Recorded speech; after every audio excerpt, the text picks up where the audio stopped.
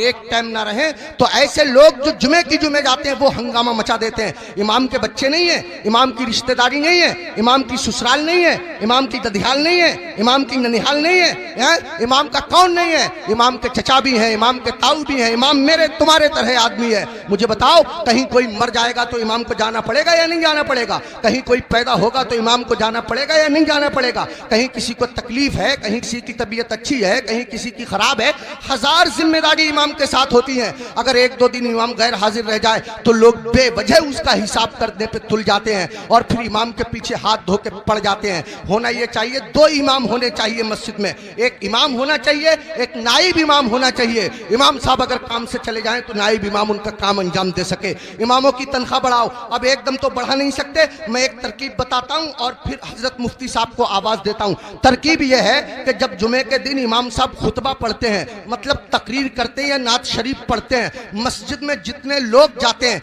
अगर सिर्फ 10-10 रुपए से इमाम साहब का मुसाफा कर देंगे तो कसम खुदा की आपके पास से 10 रुपए जाएंगे, मेरी मस्जिद के इमाम साहब के पास हजारों रुपए इकट्ठे हो जाएंगे। इमाम साहब के बच्चे खाएंगे, उनके दिल से दुआ निकलेगी। देखो, अगर इमामों की तनख्वाह कम होती है तो नमाजें खराब होती हैं। आप कहेंगे कैसे? मैं बताता हूं आपको। इमाम साहब की तनख्वाह 4000, बीबी की दवा चल रही है 3000 रुपया महीना की, 100 रुपया रोज उसकी बीबी की दवा चलती है। अब कितने रुपए बच्चे उसके पास? 1000। उसमें गैस सिलेंडर भी है, उसमें तेल भी है, उसमें नमक मिर्च भी है, उसमें दालचीनी पत्ती भी है, सब दुनिया भर के खर्चे। आप गौर कीजिए, अब इमाम साहब मस्जिद के मुसल्ले पे खड़े हैं, नियत बांधे हुए नमाज की, अब पढ़ रहे हैं सुब्हानक अल्लाहुम्मा व बिहम्दिका व तबारक अस्मुका व तआला जद्दुक व ला इलाहा गैरुक। अब सुबहाना जब खत्म हुआ तो इमाम साहब मन मन में सोच रहे हैं, यार कोई मर भी तो नहीं रहा है, 40वां हो जाता, कुछ रुपए मिलते, खर्चा चल जाता, यार किसी की शादी भी तो नहीं हो रही है, निकाह पढ़ाने के लिए मिल जाता। इमाम साहब खड़े हैं मुसल्ले पे, सोच रहे हैं, पढ़ रहे हैं 40वां, खड़े हैं मुसल्ले पे, पढ़ा रहे हैं निकाह। कसम खुदा की अगर तुम लोगों ने अपने इमाम की तनख्वाहें माकूल रखी होती तो तुम्हारा इमाम जहां होता इमाम की नीयत भी वही होती, तुम्हारा इमाम जहां होता इमाम का दिल भी वही होता, तुम्हारा इमाम जहां होता इमाम का ख्याल भी वही होता। इमामों की तनख्वाहें बढ़ाओ, मिला करो, हर हफ्ते मामूल बना लो।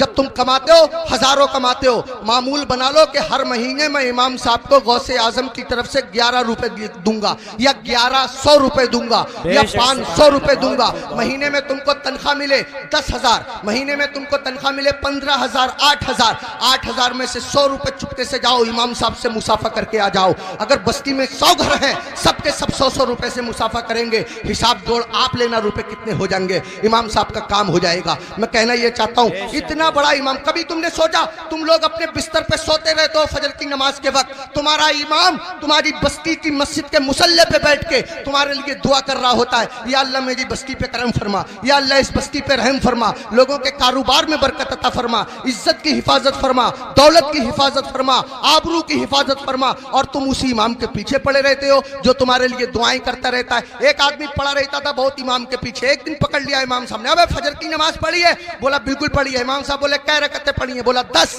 का फजर में 10 हो गए रे? कह रहा चलो 15 मान लो। इमाम साहब बोले 15 होती फजर में? कह रहा चलो 20 मान लो। इमाम साहब बोले पिट जाएगा, दिमाग खराब मत कर। मुंह लटकाया हुआ घर गया, बीबी बोली कैसे मुंह लटकाए फिर रहे हो? कहने लगा रे इमाम साहब ने पकड़ लिया, बोले फजर पढ़ी है? मैंने पढ़ी है। उन्होंने रकअतें पूछ ली, मैंने 10 बताई, 15 बताई, 20 बताई, 25 तक पहुंच गया, मगर इतना है कड़े इमाम है वो भी माने ही नहीं है। तो बीबी कह रही है तुम भी तो पागलों जैसी बातें करो, 4 बता देते 4। तो कह रहा तू तो सच में ही पिटवाने वाले काम कर रही है। जो इमाम जिद्दी इमाम 25 में ना माना वो 4 में कैसे मान जाएगा?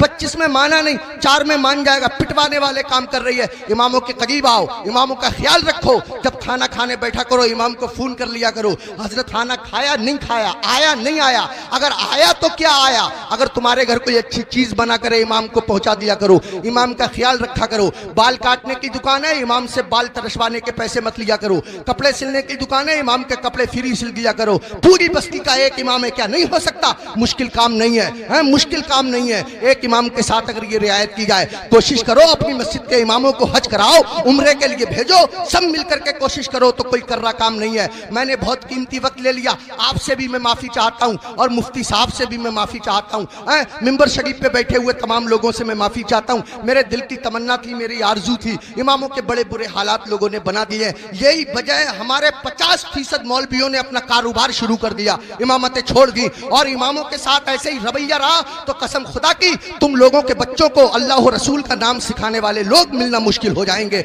ऐसी हालतें पैदा